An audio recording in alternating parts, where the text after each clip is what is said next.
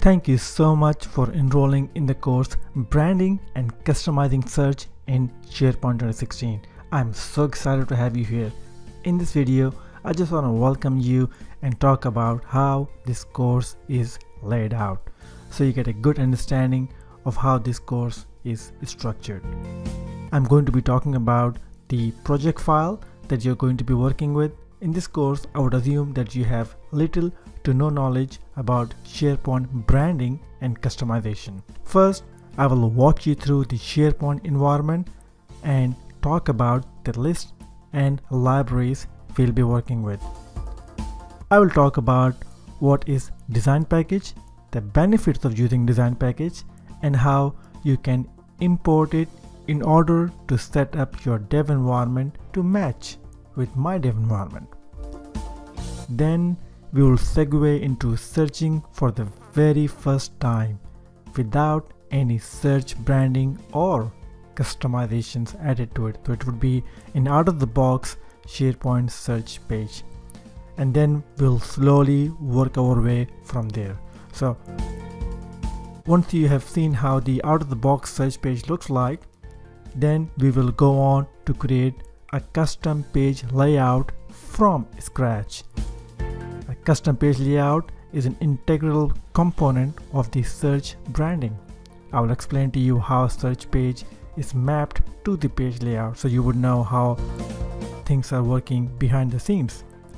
Then we will jump into web parts. Such web parts in particular, I will talk about what web parts are and how to use them on the page. I will then dive into the topics of search display templates. This is a key component of search branding. I will explain to you what search template is and how you can create and use your own custom templates.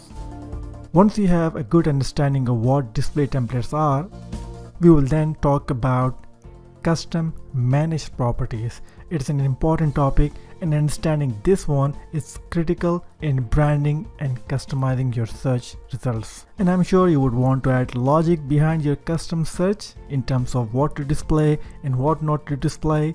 So to add logic behind your pages, how could we ever forget the powerful JavaScript which you could use right within your search template? You will learn in detail about custom search definers. This opens up the possibilities of having your own custom filters defined on the search page.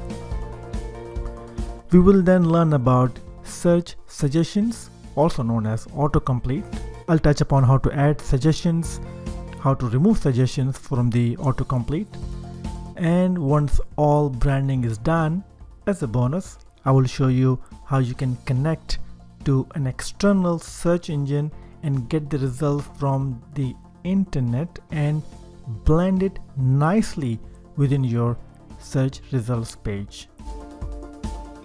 So there is a lot to learn and plenty of topics are covered here. As you can see, I suggest you sit back, grab a cup of coffee if you're a coffee person, and a notebook to take down notes. Go at a normal pace.